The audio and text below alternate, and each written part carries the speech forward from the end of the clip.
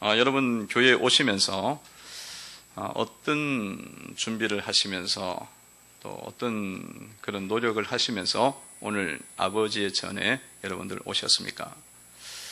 여러분 교회에 이제 오시면서 하나님께 나가고 하나님 아버지께 나갈 때에 이제 우리가 또 준비를 하죠. 아침에 일어나서 세수도 하고 또 여러 가지 또 식사도 하고 이제 준비하고 또 화장도 하고 이렇게 이제 준비를 하고 옵니다. 자, 이런 준비와 함께 늘 우리가 주의해야 될 것은 무엇이냐면 우리의 마음이 지금 어떠한 마음인가? 하나님께 나가면서 내 마음이 어떤 마음으로 지금 가고 있는가? 여러분 마음속에 아버지께 나아갈 때에 감사가 있고 또 기대가 있고 또 소망이 있는 그런 마음으로 이제 나가야 되는데 우리가 자칫 잘못하다 보면 이 외적인 준비는 우리가 옷은 잘 입는데 또 화장은 잘 하고 그러는데 실제로 우리의 마음이 지금 잘못돼 가고 있을 때에 그것을 잡는 일은 잘 안 하려고 해요. 놓칩니다. 그러니까 내가 지금 옷을 뭔가 때가 묻은 옷을 입었다든가 먼지가 묻은 옷을 당장 이렇게 빨리 닦아내고 그러는데 내 마음에 먼지가 묻고 내 마음이 지금 잘못된 걸로 딱 가려고 할 때는 그것에 대해서는 깊이 생각을 잘 안 합니다만은 사실은 우리가 진짜 예배를 준비하고 드리고 하려고 할 때에 우리가 늘 조심해야 될 건 뭐냐면 내 마음이 지금 어떠한가? 내 마음 속에 하나님을 향해서 감사하는 마음이 있는가? 또 누구를 향해서 지금 내가 불평하고 원망하고 짜증 섞인 그 마음들 그것들이 지금 일어나고 있는가? 그것을 보면서 이 마음이 잘 준비가 돼서 가는 것들을 잘 유의하는 것이 우리가 예배를 드릴 때 하나님 보시기에 합당한 그런 예배자로 세워지는 것입니다. 합당한 예배자로 세워지는 거예요. 그래서 주님이 늘 말씀하시잖아요. 나는 사람은 외모를 보거니와 나 여호와는 사람의 중심을 보느니라. 그 중심이 뭐겠어요? 마음을 보겠다는 거잖아요. 그러니까 우리는 초점을 놓치면 안 돼요. 그래서 우리 마음이 탁 흐트러진다. 먼지가 묻는다. 이렇게 갈 때에 뭐 그런 거지 뭐. 이렇게 이제 생각을 하면 안 되고 이거 끝났구나. 이거 반드시 고쳐야겠다. 그런 마음으로 여러분들이 자꾸 잡으셔야 돼. 왜냐하면 이 영적인 싸움이 아버지의 전에 올 때마다 대단하게 일어납니다. 대단하게 일어나요. 그냥 평소에 살 때는 마귀도 안 건드려. 근데 오늘 아버지의 집에 가면 기적이 일어나. 아버지의 집에 가면 구원의 은혜를 맛봐. 그 능력을 보게 돼. 그러면 마귀가 이 사탄이 슬며시 일어나갖고 딴 마음을 살짝 던져요. 근데 그거 붙잡는 그 순간부터 우리는 자꾸 헤매기 시작하는 거야. 헤매기 시작하는 거야. 그래서 우리의 준비가 잘 유의를 할 때마다 여러분들 내 마음에 흠집이 안 생기도록 이거는 마음은 자꾸 이게 요동침이 있어요. 그렇기 때문에 그런 게 왔을 때에 잘 잡으셔야 돼. 왔을 때. 아무것도 안 오면 좋지만 그렇지가 않아요. 우리 마음은 굉장히 자유롭기 때문에 그렇지 않단 말이에요. 그때마다 잡으시면 된다는 것입니다. 여러분 느헤미야서는 이 포로 기한 시대의 역사입니다. 이 이스라엘이 하나님 앞에 범죄를 하기 때문에 불순종하잖아요. 우상 숭배하고 세상의 것을 자꾸 이제 추구하니까 주님이 선지자 보내고 말씀 주고 해도 귀뚱으로 듣고 안 들으니까 주님이 결국은 바벨론과 페르시아의 포로로 잡혀가게 합니다. 그래서 그게 이제 70년 고난을 당해요. 70년 고난을 당하면서 주님이 이제 은혜를 베풀기 시작해. 70년이 차면서 70년이면 두 세대가 이제 지나가는 세대거든요. 이 긴 세대예요. 어떻게 포로 잡혀갔던 사람은 거기서 죽게 되기도 하는 거죠. 그래서 어쨌든 70년이 차니까 약속한 대로 예레미야 말씀에 있는 약속한 대로 포로를 이제 기한시키는데 그 기한이 몇 차에 걸쳐서 이루어지냐면 3차에 걸쳐서 이루어집니다.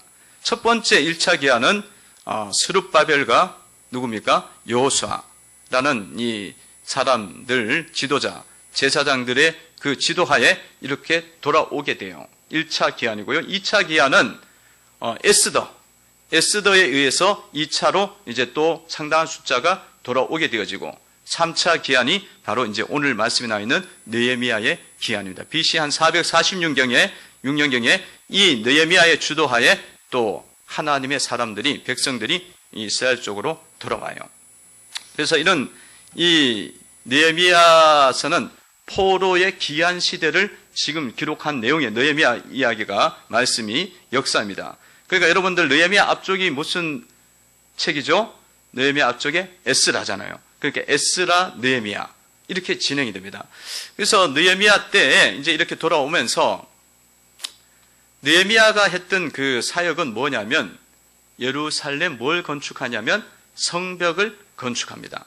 성벽을 건축하게 되고 이 여호수아와 그 스룹바벨의 1차 기한 때는 무너진 성전, 예루살렘 성전을 재건해요.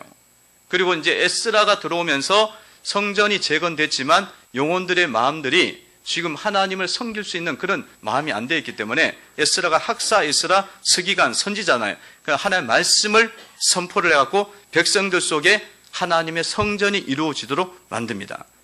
부흥을 줘요. 부흥 주는 말씀을 던져 넣습니다. 그리고는 이제 느헤미야가 왔을 때는 성벽 재건을 하게 합니다. 성벽 재건을 이루어가는 역사가 바로 느헤미야서입니다. 자, 느헤미야는 선지자도 아니고 또 어떤 사람도 아니냐면 제사장 계열도 아니에요. 이게 주의 종의 계열이 아닌데, 반열이 아닌데, 이 사람은 어디 계열이냐면 정치인이에요. 정치인. 그러니까 이 페르시아의 아주 유능한 정치인으로 그렇게 있었지만 그가 하나님 나라를 위해서 아주 막대한 큰 일을 하게 됩니다.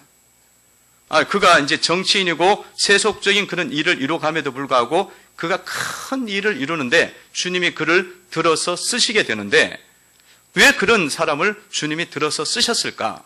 또 이 사람 속에 무엇이 있기에 주님이 쓰셨을까? 봤을 때 몇 가지 간단한 특징을 우리가 볼 수가 있고 그 사람의 삶을 보게 됩니다. 사실은 많은 이야기가 있는데 그 중에 제가 몇 가지 추려서 말씀을 드리면, 첫 번째는 이 사람이 굉장히 밝은 인상을 가지고 있었어요. 얼굴이 밝았어요. 오늘 2절에 보니까 이런 말씀이 나오고 있습니다. 2절을 한번 읽습니다. 시작. 왕이 내게 이르시되 내가 병이 없거늘 어찌하여 얼굴에 수심이 있느냐? 이는 필연 내 마음에 근심이 있음이로다 하더라. 그때 내가 크게 두려워하여. 아멘. 이 느헤미야가 그때 당시에 왕 앞에서 섬기는 자입니다. 왕의 근거리를 아주 가까운 거리 앞에서 왕을 음료수를 대접하고 식사를 주관하고 이 모든 것들을 관장하는 그런 어떤 역할, 그런 역할을 했어요. 그러면 오늘날로 이야기하면 이 느헤미야는 어떤 사람이냐면 대통령 비서실장이에요. 그러니까 미국 대통령의 비서실장. 그러니까 권력이 대단해요. 대단해요. 왜냐하면 왕 측근에서 가장 가까이 섬기니까 완전 실세란 말이죠. 완전 실세고 완전히 완벽하게 신뢰한다고 보면 돼요. 왕이. 지금도 이렇게 보면은 왕이 완벽하게 신뢰하는 것이 나오는 게 네가 얼굴에 수심이 있는데 네가 병이 없는데 왜 얼굴에 수심이 있냐. 그러니까 느헤미야에 대해서 거의 다 알고 있는 거예요. 느헤미야가 뭐 병이 있는지 없는지 건강한지 이것까지 알고 있는 사람이에요. 그 정도로 아주 신임이 높은 그런 비서실장이었고 그가 그렇게 이제 그 발탁이 될 수 있었던 것은 중요한 이유 중에 하나가 수심이 없었다는 거예요. 지금 말씀 속에 보니까 뭐라 나왔어요? 그동안 얼굴에 근심이 한 번도 없었는데 지금 수심이 있느냐 묻는 거 봐서는 그전에는 건강하고 이 얼굴이 굉장히 밝은 모습을 가지고 있었다는 겁니다. 수심이 없느냐 그렇게 물어보고 있죠.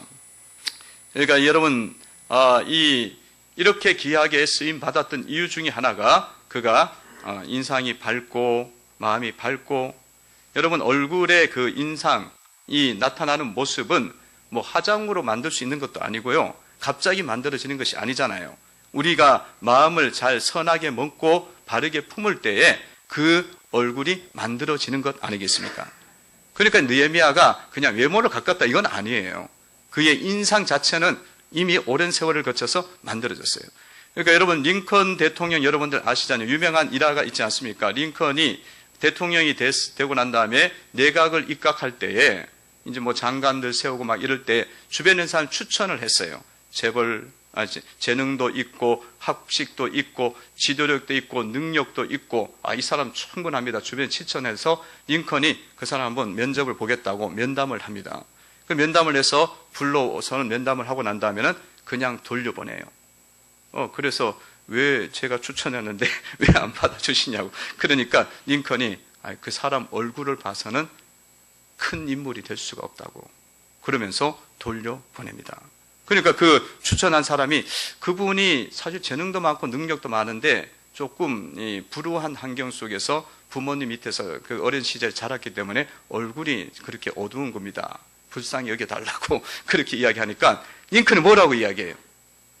남자가 어른이 사람이 40살이 됐는데도 자기 얼굴이 자기 인상이 바르게 나오지 않으면 그거는 자기 얼굴에 대해서 책임을 져야 된다. 뭐 누구 탓할 게 못 된다고 이야기를 하면서 그 사람을 쓰지 않았어요. 그렇습니다. 여러분 얼굴 이런 것들은 그냥 한 번에 이루어지는 것도 아니고 그냥 외모로 만들어가는 것이 아니라 그의 인격과 그의 삶과 그의 마음과 많이 관련이 되어 있습니다. 그래서 여러분들도 주님 앞에 쓰임을 받기를 원하신다면 밝은 인상 이거 뭐 좀 너무 사실은 쉬운 것 같지만 어려운 거예요. 좋은 이 얼굴들, 모습들을 자꾸 여러분들이 만들어 가셔야 되리라 믿습니다. 이것이 되려면 여러분들이 좋은 마음, 이 얼굴 좋게 되려면 항상 우리의 마음이 주님께 초점이 맞춰져 있어야 돼요. 그러니까 여러분 느헤미야를 보면 느헤미야가 이게 10 몇 장까지 나가는데 느헤미야가 계속 주님께 초점을 맞추고 일을 진행해요. 하나님 나를 도와달라고. 하나님 내가 주야로 금식하며 기도하고. 그리고 지금도 오늘 또 묵도하면서 기도하면서 계속 대답을 하고 있어요. 왕 앞에서도. 그러니까 하나님을 바라보는 사람들에게는 그런 하나님의 얼굴을, 예수님의 얼굴을 우리는 갖게 되는 거예요. 마음을 갖게 되는 거예요. 여러분 그런 좋은 인상을 가지시기를 바랍니다. 그러면 하나님 앞에 쓰임을 받을 수가 있다는 거예요. 두 번째는 이상이 높아야 됩니다. 이상. 큰 뜻을 품어야 된다는 거죠. 3절에 보면은 이런 말씀이 나와 있습니다. 3절을 한번 읽어봅니다. 읽습니다. 시작. 왕께 대답하되 왕은 만세수를 하옵소서. 내 조상들의 묘실이 있는 성읍이 이제까지 항폐하게 되고 성문이 불탔사오니 내가 어찌 얼굴에 수심이 없사오리까 하니. 아멘. 느헤미야는 늘 그 관심사와 그의 마음의 뜻이 하나님의 성 예루살렘 그리고 하나님의 도시 예루살렘 성전과 예루살렘 도시 그리고 이스라엘 민족 그것이 하나님 나라인데 그것에 대해서 늘 마음에 두고 그것이 잘 되기를 원하는 마음을 갖고 있었습니다. 이상 자체 그 마음에 품은 뜻이 굉장히 크다는 거예요. 크다는 거야. 여러분 느헤미야 정도가 되면 자기 먹고 살고 자기 가정 자식들 잘 되고 영화를 누리고 일가 친척까지도 어떻게 보면 다 살릴 수 있는 그 정도까지 간 사람이에요. 자기의 어떤 안일의 문제는 완벽하게 해결이 됐다고 보면 됩니다. 그리고 자기 자신은 지금 현재 예루살렘에 있는 것도 아니고 지금 페르시아의 그 왕 앞에서 지금 섬기고 있으니 부족함이 아무것도 없는 거예요. 없어요. 자신의 안위를 생각하면. 그런데 그의 마음은 그걸로 끝이지 않고 늘 마음속에 하나님이 세운 하나님의 도성, 하나님의 성전, 하나님의 교회, 하나님의 백성 그것이 지금 수치를 당하고 지금 어려움을 당하고 그것이 그의 마음속에는 큰 고통과 아픔이었다는 거예요. 그리고 이대로 가다가는 우리 하나님의 나라의 그 이스라엘의 민족의 앞날이 정말 걱정이 되고 이제 장래가 보장이 안 되겠구나. 그런 마음을 품고 어찌하든지 이 현재의 문제를 해결해서 미래가 있는 조국을 만들어가고 싶었다는 거예요. 그것이 그의 뜻이었어요. 그래서 성도 여러분들이 주님을 믿으시면서 여러분들이 항상 이 가지고 있는 마음의 그 뜻이 자꾸 확장이 되어지고 이 큰 뜻을 품고 이 큰 이상을 갖고 살아가는 그리스도인으로 여러분들이 세워져야 되리라 믿습니다. 이 뜻이 작으면 안 돼요. 이 뜻을 자꾸 넓히셔야 돼. 사람은 이기적인 사람이에요. 그래서 자꾸 좁아져, 사실은. 좁아져요. 재성을 갖고 있기 때문에 하나님 뜻을 자꾸 놓치면 좁아지고 자기 위주, 자기 것, 요거밖에 안 돼요. 그럼 크게 쓰임 받을 수가 없어요. 여러분, 일본의 우찌무라 간조라는 유명한 기독교 사상가가 있습니다. 일본 사람이긴 하지만 너무나 훌륭한 그리스도인이었어요. 우리가 조금 문제가 있다면 약간 무교회주의자야. 교회를 부정하는 주인데 하여튼 그러나 사실 그 정신과 이 철학은 사실 교회를 거의 부정한 건 아니고 제가 보기엔 진정한 교회를 원했던 것 같아요. 근데 이분의 대단한 사상가거든요. 이 기독교 지도자였고 근데 이분이 통해서 이 한국 사람들 영향을 받은 사람이 한석헌, 김교신 훌륭한 지도자들이 많이 나왔어요. 굉장히 영향을 많이 받았어요. 한국 사람들도 거기가 성경 공부하고.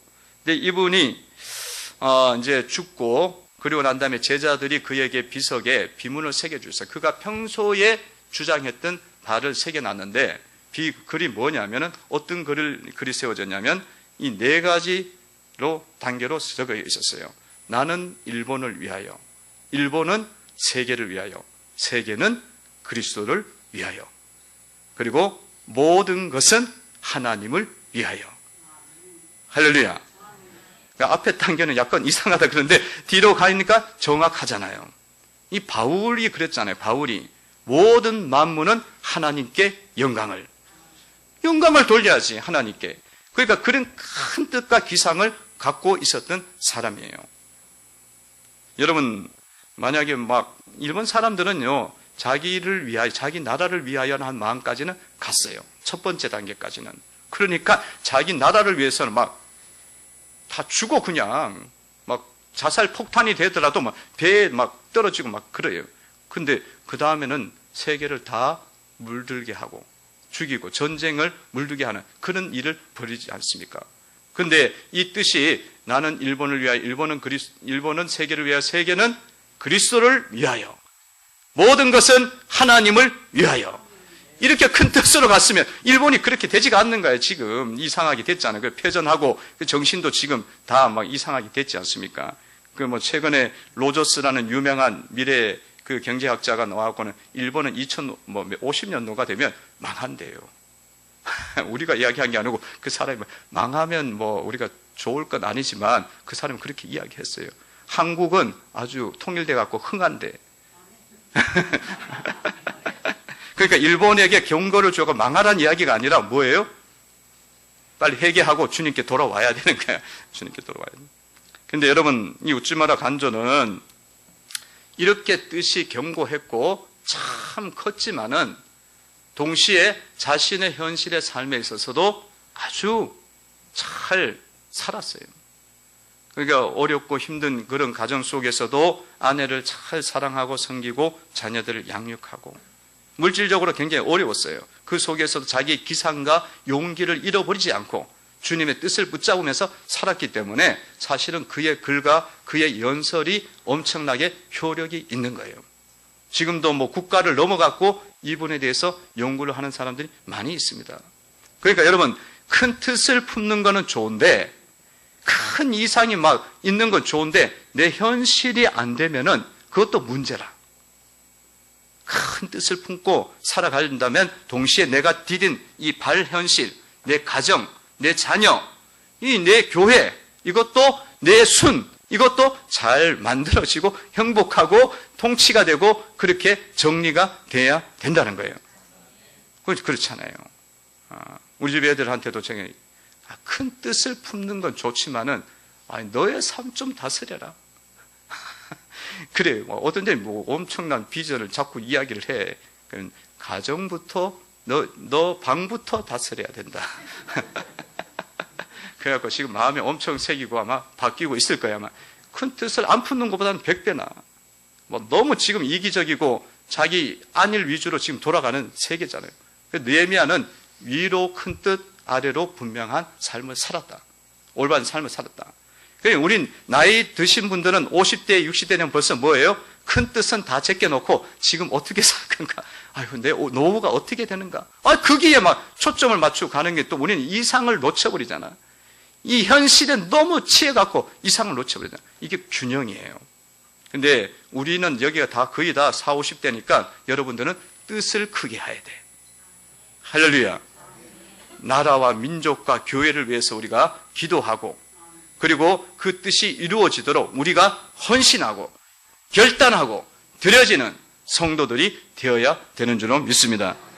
여러분, 주일학교 아이들을 위해서 여러분 큰 뜻을 품고 우리가 기도하면서 동시에 이것을 이뤄가는 방법은요, 지금의 현실 속에서 우리의 자녀들이 믿음의 자녀들이 되어지고 우리의 교회의 자녀들이 느헤미야와 같은 인물들이 일어나기를 우리가 기도하면서 사랑으로 그들을 양육하고 그들에게 말씀을 보여주고 이 느헤미야의 인물을 소개해주고 에스라와 느헤미야 같은 사람을 보여주고 막 그러면서 제시를 하면서 나가는 게 큰 뜻을 품는 거예요. 그 사람이 느헤미야가 되는 거예요. 그 사람이 느헤미야가 되는 거예요. 그런 인물들이 이 교회 속에 앞으로 많이 일어나야 되는 줄로 믿습니다. 그러니까 여러분들이 해야 될 역할이에요. 저는 지도자로서 말씀을 선포하고 일일이 섬세하게 다 터치를 못해요. 그러나 여러분 바깥에 여러분 자녀들 만나고 교회 이 자녀들 만나면 그냥 보지 마시고 앞으로 이 느헤미야와 같은 인물이 돼야 되는데 이 다니엘 같은 인물이 돼야 되고 하나님 나라를 이루어가는 인물이 지금 나와야 된다고 막 그러면서 그들을 잘 섬기시기를 바랍니다. 최근에 내가 어떤 원로 목사님 만났어요. 87세 되는 목사님 만났는데 이분이 그런 이야기를 하시더라고요. 자기가 자신이 목회를 하는 가운데에 이랜드의 그 박성수 회장을 청년으로 교육할 때가 있었대요. 이 박성수 이랜드 알죠? 이랜드 그룹 있잖아요. 옷 만들고 그래갖고 지금 큰 그룹이 됐는데 재벌이 됐잖아요. 재벌이. 그 그룹 회장 그 청년부에 있었던 거예요. 그 학생을 데리고 몇몇 친구들하고 대학교 가서 전도도 하고 예수님 전하고 막 찬양하고 그렇게 데리고 다녔대요.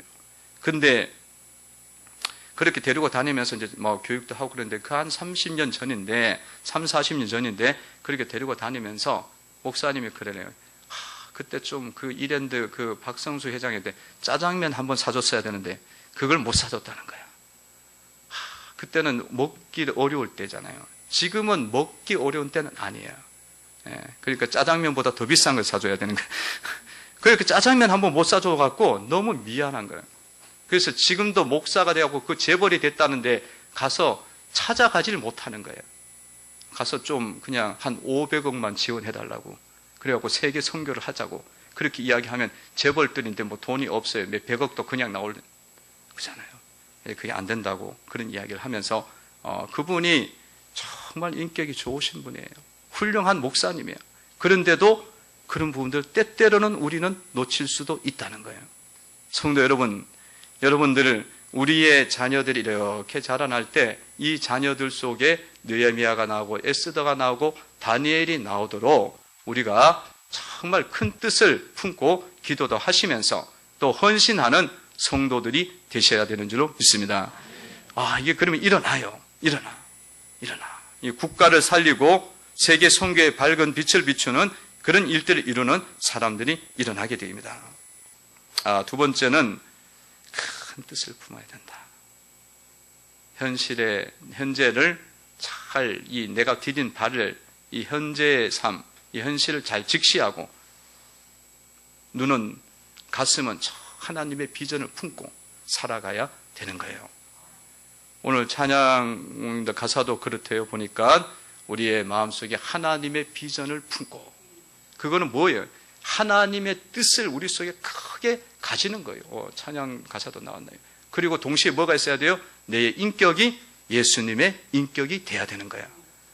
말은 이거 막 하고 저거 하고 그러는데 현실 인격은 아무것도 준비가 안 돼 있어. 그럼 안 되지. 가사가 너무 성령의 감동을 받은 정확한 가사예요. 그리고 성령의 권능이 임해야 되고 간절하게 기도하잖아요. 여러분들도 이 가사대로 이거 그냥 우리가 막 노래 부르는 정도가 아니라 우리의 기도 속에, 늘 마음 속에 이거를 한번 새겨 보시기를 바랍니다. 그러면 우리가 점점 하나님 앞에 쓰임 받겠죠. 세 번째는요. 오늘 세 번째는 하나님의 도우심을 알아야 된다. 하나님이 날 도우신다. 그걸 정확하게 인지를 하셔야 된다. 8절을 보세요. 읽어봅니다. 읽습니다. 시작. 또 왕의 살린 간도 아삽에게 조서를 내리사 그가 성전에 속한 영문의 문과 성곽과 내가 들어갈 집을 위하여 들보로 쓸 제목을 내게 주게 하옵소서 하며 내 하나님의 선한 손이 나를 도우심으로 왕이 허락하고. 아멘. 아멘. 하나님의 도우심을, 선하신 도우심을 인정하고 있지 않습니까? 이 느헤미야가 왕을 아련하면서 이제 성벽을 재건하려면 뭐가 준비되어야 되는지 계속 묵상하면서 준비해 왔어요. 그래서 산림청 감독에게는 조서를 내려갖고 이런 것들을 준비해 주시고, 또 강서쪽 총독에게는 통과할 수 있도록 해달라고 조서를 내려달라. 그 준비를 시킵니다. 그걸 요청을 해요. 그러니까 여러분 왕이 공문 하나 딱 내리면 그 밑에 장관들이나 장군들은 그냥 일사천리지. 그냥 그대로 다 통과되는 거예요. 그래서 조서를 준비해달라고 이야기하는데, 그렇게 이야기한다고 해서 내가 지혜롭게 이야기했고 다 전략과 이 전술을 짜갖고 말을 했다고 할지라도 왕이 그냥 아니야 그건 안 돼 이러면 끝장나잖아요. 그러니까 잘 풀려갖고 왕이 다 해주겠다 그래요. 그때에 내가 지혜로워갖고 내가 말을 잘해갖고 잘 됐구나. 그렇게 이야기를 하지 않고 뭐라고 이야기해? 하나님의 선한 손이 나를 도우심으로 왕이 허락하고. 할렐루야. 이 상황 속에 하나님이 도우셨다는 걸 이분이 안 거예요. 느헤미야가 깨달은 거예요. 우리의 인생 속에 내가 지혜를 펼치고 내가 노력을 하고 내가 수고를 하고 심지만은 그 속에 하나님이 도우시지 않으면은 잘 안 되구나. 이게 잘 되는 거는 하나님이 나를 도와주신 것이 있기 때문에, 도와주셨기 때문에 이루어졌다. 그거를 캐치를 해야 됩니다. 그걸 아는 사람이에요. 이 깨닫는 사람이에요. 최근에 어떤 집사님이 그러시더라고요. 차가 사고가 났어요. 사중 충돌이 일어났어요. 사중 충돌이. 달리는 차인데 뒤에서 들어박아갖고 제일 앞에 가고 있는데 집사님 차가 제일 앞에 있는데도 들어받은 거예요. 세게 들어받은 거예요. 탁탁탁 이래갖고 들어받았어요. 제일 앞에 있으니까 좀 덜 다쳤겠죠. 그래서 사진을 찍고 이렇게 다 해보니까 막 등짝을 다 찍었는데, 등짝에는 그 나름대로 이렇게 상처가 났는데 결국 머리 쪽에 찍힌 부분이 있어요. 근데 머리 쪽에 뭐가 있었냐면 뇌혈관이 부풀어 오른 거예요. 근데 이게 거의 마지막 순간까지 간 거예요. 이건 놔두면은 뇌경색, 뇌출혈, 뇌졸중 오게 되고 반신분수 이런 형태로 가는 거예요. 근데 그게 걸려서 나온 거예요. 검사하면서. 그래갖고 이제 앞으로 그 부분만 쫙 이렇게 수술하면 딱 해결이 되게 돼 있습니다. 하나님이 도와주셨다고 이야기하더라고요. 하나님이 얼마나 기가 막히게 도와주셔요. 그냥 놔뒀으면 누가 머리 검사 잘 합니까? 크게 안 아픈 이상. 그 놓치잖아요. 근데 하나님이 기가 막히게 도와주셔요. 선한 소리, 나를 도와주신 것을 알아야 되는 거예요. 알아야 되는 거야. 그런데 여러분 삶 속에는 하나님이 계속적으로 도와주시는 역사는 너무너무 많습니다. 너무너무 많아. 그것들을 느헤미야는 잘 캐치를 했듯이 여러분의 삶 속에도 주님이 탁탁 이렇게 도와주시고 계셔요. 그럼에도 불구하고 잘 몰라. 그러면 하나님의 은혜를 모르는 사람이기 때문에 감사도 안 되게 되고 하나님 뜻을 캐치해서 갈 수가 없지만은, 이런 것들을 주님이 도와주실 때에 느헤미야처럼 주님이 도와주고 계시는구나 감사하고 영광을 올리면 하나님이 또 다른 음성을 들려주시고 뜻을 보여주시면서 여러분의 앞길을 인도해 주시는 줄로 믿습니다. 그러니까 이 느헤미야는 이런 영적인 감수성이 뛰어난 사람이에요. 영적으로 인도력이 뛰어난 사람이에요. 계속 기도해. 왕 앞에서도 기도하면서 접근을 하고 있습니다. 자, 여러분, 우리 기쁨의 교회 온 교우들 모두가 느헤미야처럼 정말 하나님 앞에 귀하게 쓰임받는 일꾼으로 세워지시기를 바랍니다. 여러분들 자신들만 위해서 이 신앙을 갖고 살지 마시고요. 여러분 가정이 잘 되고 자녀들이 정말 믿음의 사람들로 크고 이거 정말 큰 축복입니다. 그렇게 되기를 바랍니다. 그런 것들이 잘 이루어지는 것들의 바탕 속에는 여러분들이 항상 무엇을 생각하냐면 느헤미야처럼 큰 뜻을 여러분들이 놓치지 마시기 바랍니다. 큰 뜻을 놓치지 마세요. 하나님께서 기쁨의 교회를 세운 큰 뜻, 그리고 나를 집사로 부르고 건사로 부르고 직분자로 세운 하나님의 큰 뜻, 그것들을 여러분들이 잘 새기면서 마음에 늘 품고 가시란 말이에요. 그러면 하나님이 여러분들 들어서 쓰실 뿐만 아니라 여러분의 삶에 필요한 것들도 세워주시고, 그리고 하나님의 큰 역사를 이뤄가는 멋진 그리스도인으로 세워주시는 줄로 믿습니다. 여러분들이 큰 뜻을 품고 드려지는 것은 다른 게 아니에요. 교회 속에서 여러분들 늘 마음속에는 뜻을 크게 품어요. 우리 교회가 부흥된다면 우리 교회만 부흥되는 게 아니라 이 지역 교회가 다 부흥이 돼야 되고, 그리고 이 한국의 교회가 다 살아나야 된다. 그런 마음들을 우리가 놓치지 말아야 된다는 것입니다. 그리고 뿐만 아니라 우리의 현실 속에서 우리의 자녀들, 어린 것들, 이런 것들을 만날 때마다 내 자녀처럼 생각하고 하나님의 자녀로 이들을 세워야겠구나. 그런 마음으로 그들을 섬기고, 이들 속에서 느헤미야가 나오고 다니엘이 나오고 에스더가 나올 수 있도록 여러분들이 자꾸 이렇게 그들 속에서 큰 뜻을 자꾸 말해주고 섬기고 알려주셔야 되는 거예요. 여러분, 이런 느헤미야서 한 번만 아이들과 한 번만 읽어줘도 아이들 속에 꿈이 생기는 거예요. 다니엘서 같은 그 이야기를 한 번만 읽어주고 조금만 내가 터치를 해줘도 우리의 자녀들 속에 비전이 생기는 거예요. 그러면 얼마나 좋아요. 그러면 내가 큰 뜻을 이루는 거야. 그런 교회, 교우들이 꼭 되시기를 주의 이름으로 축원을 드립니다. 기도드리겠습니다. 하나님 고맙습니다. 말씀을 통해서 건면해 주시고 일깨워 주시니 감사를 드립니다. 하나님께서 느헤미야를 통해서 저희들이 어떻게 주님 앞에서 주님을 섬기고 또 교회의 성도로서 주님을 따르고 직분자로서 하나님을 어떻게 따라야 되는지 보여주시니 감사를 드립니다. 주님의 그 뜻을, 큰 이상을 놓치지 않기를 원합니다. 저희들 속에는 예수님의 성품과 인격을 우리는 또한 만들어가고 주님의 큰 권능을 받아서 이 사역을 이루기를 원합니다. 예수님의 이름으로 기도합니다. 아멘.